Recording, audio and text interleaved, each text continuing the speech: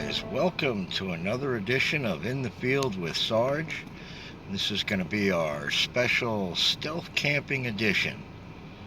Before we begin, I just want to get a couple of things straight. First of all, I don't condone stealth camping in an illegal manner where you're trespassing on someone's property or you're there without their permission.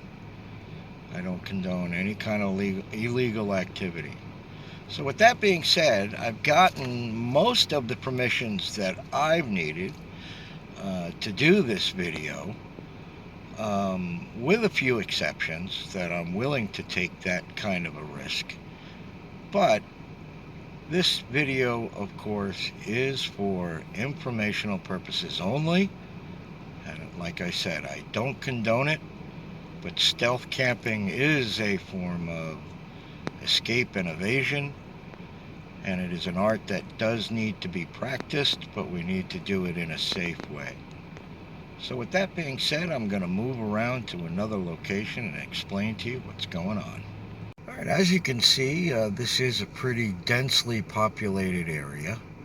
And what I did earlier today was I went to another location and I got a rental truck and I brought it over to this location and just kind of melded it in, moved it around for a better part of the day. And I was thinking about just parking it right here and getting in the back. But then I saw something else off in the distance that looks even better. It goes along with "when in Rome, act like Romans." So with that being said, we'll go ahead and I'll get all set up. I'm going to put you away for now because I've got to be quick and kind of stealthy to get where I need to go. There are a lot of security cameras around this area, a lot of buildings, as you can see, a lot of traffic.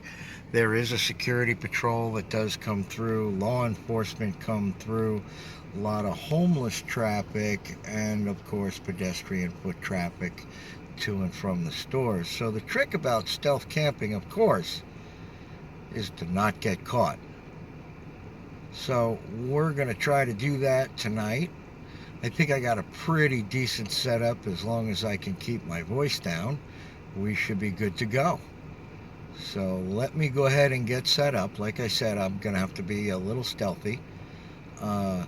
I've already been walking around, so, people haven't approached me at all, and I've done many laps around here already tonight. So I'm just going to get set up, and we'll talk about some equipment, some concepts, and some other things to do with being out in the field.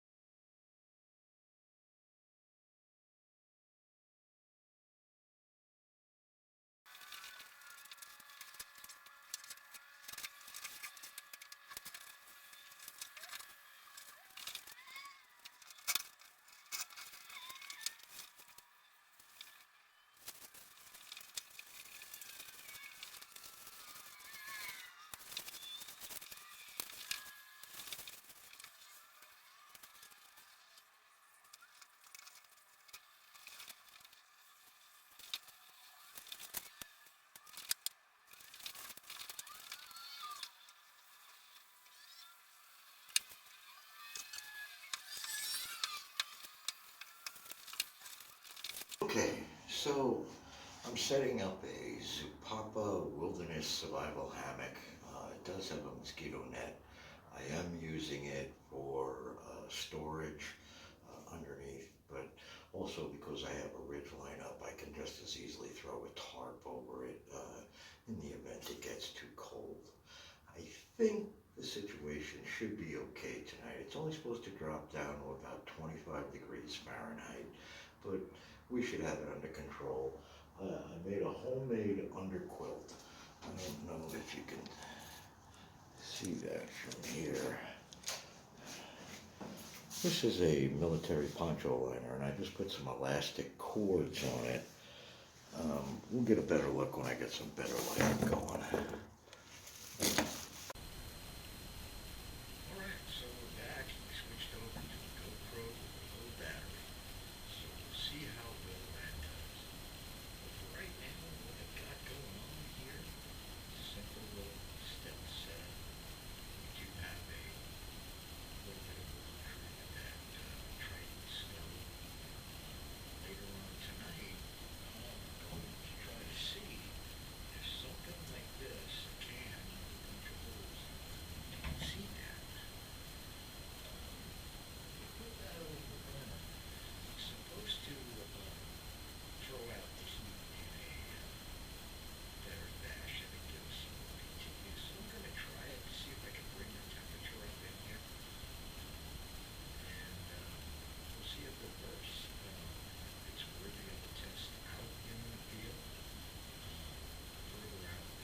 All right, well, this is what I brought. I got a rucksack.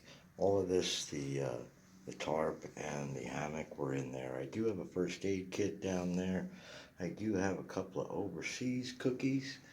And then up here, I do have a Coleman Triton stove because I do want to heat some water and I do want to experiment with a handmade heating element that I made. And right now it's currently 37 degrees in here, 34 outside. And we're just getting everything set up. I got some blankets on the walls, try to absorb some of the heat, and we'll be right back. All right, well, we got the water boiling. I got a cup poured. Gonna go ahead and here's the sugar from the spice bag, like I showed in my last video.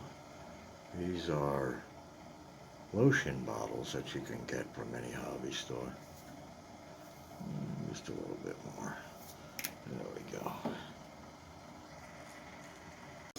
All right, and as you can see, we have 43 degrees inside and 34 degrees outside. We did try that can. I really don't think it's doing much but making a lot of noise and wasting a lot of gas. So I'm going to go ahead and shut that guy down.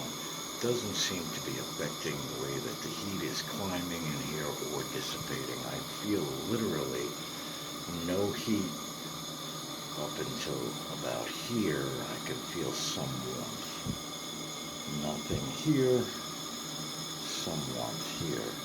And of course this can is galvanized and it's cooking the galvanization off. So I'm going to go ahead and just shut that down. Alright, so 43 degrees in here with that Alpine Redwood -5, we should be doing fine. But we're all set up. I'm going to go ahead and get my boots off and go ahead and climb up in there and I'll get right back with you. Okay, in case I forgot, if you look up there, you'll see a pair of vice grips in the track.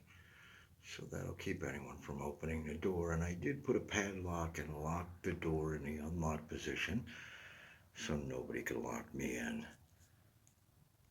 Now that rechargeable camp light there is also a bug zapper, and I believe they're about $30 on Amazon as well.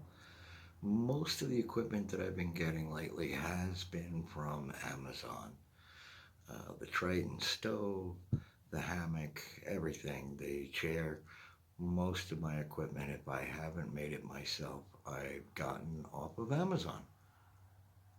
All right, and as you can see, I'm all snuggled in. I'm basically using the Redwood -5 for a top quilt, and things are going pretty good. I'm nice and warm. So, back in 1995, when I got out of the military, I found myself a civilian and newly divorced, $15,000 in debt, and when I got out, I paid off all my debts. I paid off my lease. I was basically homeless and penniless and found out that my ex-wife put me about $15,000 in debt. So, waiting around for my my final check from the military took me about a month. So for a month, I lived out of the back of an '89 Ford Ranger, and I went back and forth on base because Fort Sill at the time was an open post. I fit in nicely. I would go to the gym and use the shower, try to find day jobs, something to do until I got paid so I can get out of there. So I did that for quite a while. So stealth camping is nothing new to me, but around here in Colorado, it's just a little bit differently because the people are more aware. And if they see something out of the ordinary, they will definitely call it in. So, with that, I'm going to go ahead and try to get some sleep. And when I get up, we'll go ahead and make some coffee, have some overseas cookies, and a delicious apple that I brought with me. So with that, I wish you all a good night. All right, so there you have it. About 4:30 in the morning, about 25 degrees out. I did take one of those shipping blankets and put it over the top. So we're going to start packing up and heading home. Take care, everybody.